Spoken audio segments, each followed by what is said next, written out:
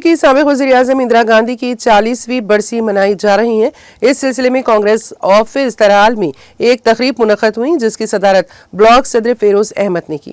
Programme کے دوران کانگریس ورکروں کی جانب سے اندرا گاندھی کو شاندار خراج عقیدت پیش کیا گیا اور ان کے کارناموں پر روشنی ڈالی گئی۔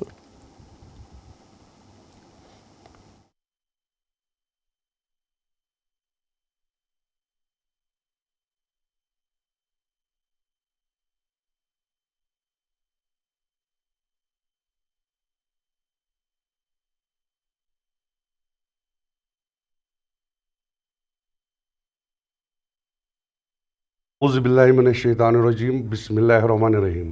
السلام علیکم، آداب۔